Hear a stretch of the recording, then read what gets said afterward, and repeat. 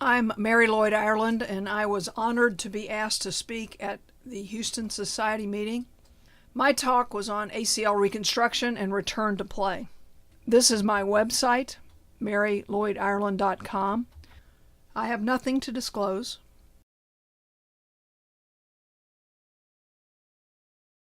The University of Kentucky College of Health Sciences has several motion analysis laboratories. I've had the pleasure of working with Brian Noehren, who is in the green shirt right here in the middle. He heads up the BioMotion lab at the University of Kentucky, and this is their Facebook page. If you're interested in what great research and exciting people work here, go to their Facebook page and get connected. We're asking basic questions and taking those clinical questions back to the lab to determine movement patterns by gait analysis, by strength, by doing more testing on trunk and hip to see what truly the best tests are from the bench research to taking it to the field.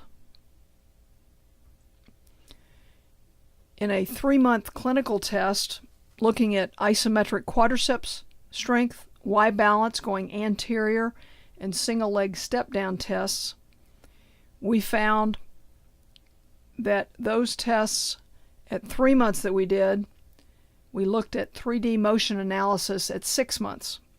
So these tests were done at 3 months, and then when they were ready to do running or a 3D motion analysis at 6 months, we looked back at what they were doing at 3 months. The early predictors of long-term function, stronger quadriceps and better step-down test performance at 3 months resulted in better mechanics at 6 months. So this is something that we can talk to patients about. If their quad step-down testing is better at 3 months, then they're going to have better 3D mechanics and running at 6 months. And this includes the quadriceps strength, the single leg step-down, and the Y balance anterior, all correlated with if they're better at 3 months, then they do better biomechanically with gait at 6 months. All statistically significant. How many step downs can we do in 60 seconds?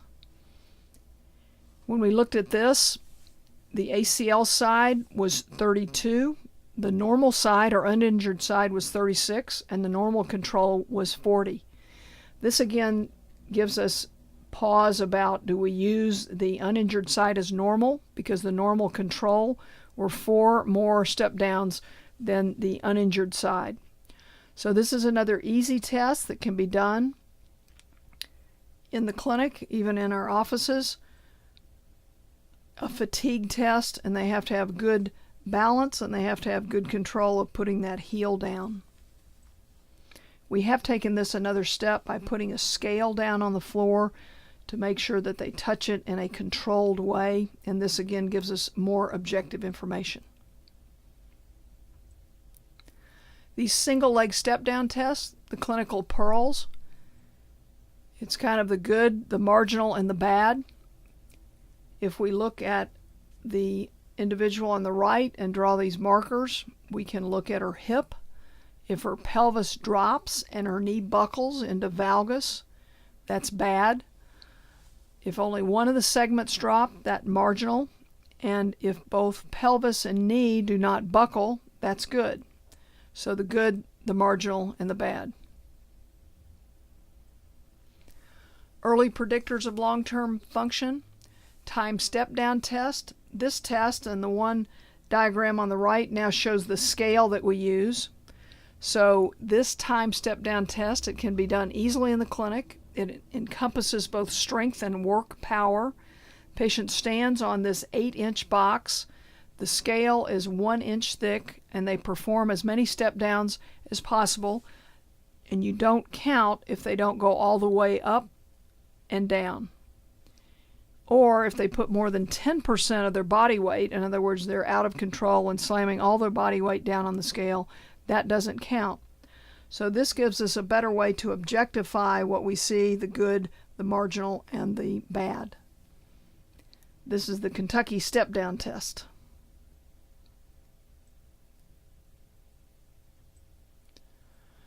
Another potential use for the single leg step down test can also be to measure as much hip adduction and collapse that your patient might have, measure both hip adduction and pelvic drop.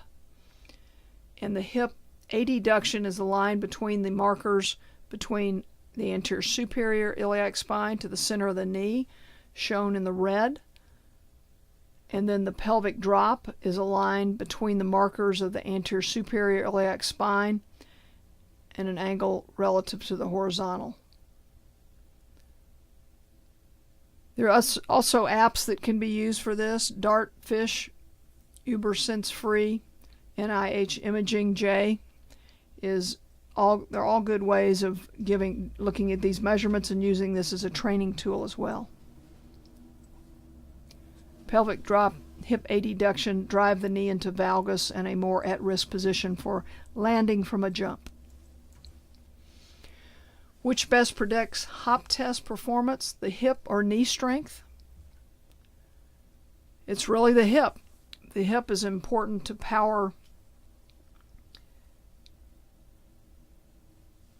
generate power and stability when landing. We need to assess vertical hop performance as well.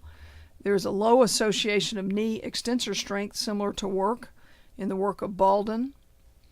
So if you see here, statistically significant measurements are hip abduction and external rotation as it relates to triple hop and crossover, and no statistically significant correlation with knee extension. So the answer here, you might think, previously would have been the knee, but it's really the hip.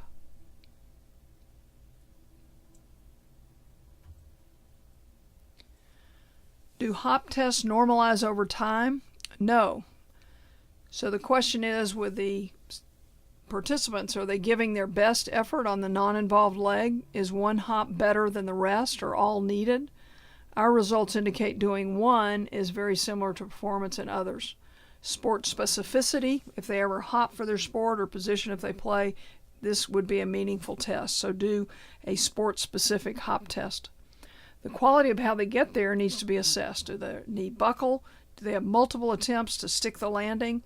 Do they throw their trunk and pelvis forward excessively? When landing, do they wobble or are they stable? So these are things that the examiner must think about to give them a rating on this functional assessment or on these hop tests. Functional movement screen. This is a screening test, not a functional assessment of return to play. The pros of the functional movement screen, or FMS, are it's quick, easy to administer, need little equipment, and you have a score and a goal, so the athletes like it. There are two recent studies. Durrell concluded that based on analysis of current literature, findings do not support the predictive validity of the FMS. Methodology and statistical limitations identified threaten the ability of the research to determine the predictive validity of functional movement screen. Mayer also has a recent study that there was no difference in functional movement screen or Y-balance tests between those who go back to sports versus those who do not. So we'll see more and more on the functional movement screen, but we need to develop within our own rehab facilities what we feel are the best tests to do, and it's not a quick and easy functional movement screen only. Have to incorporate other things such as strength, control, balance. So what do we really know about return to play and the tests that we've been talking about? We know that the kinetic chain influences return to play decisions. Hop testing is good. Make it sport specific. The functional movement screens can be used, but not alone. We must test muscle strength, compare to non-injured leg as well as normal controls to get normative data. Gain insights from each of these comparisons. The non-injured leg gives us a comparison within the person. Normative data gives us a population-based metric to know where the patient stands overall. Non-injured limb may not be the best reference point.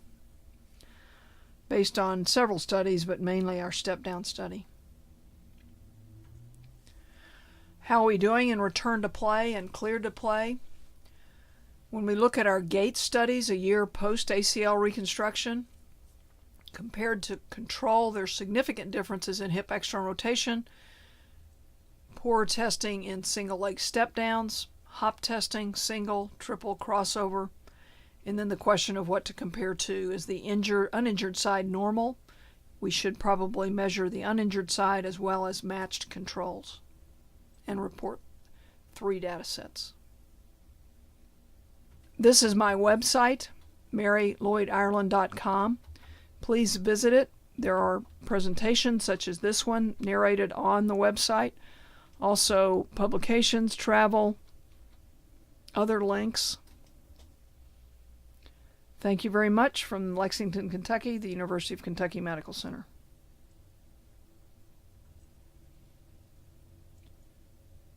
These are our references.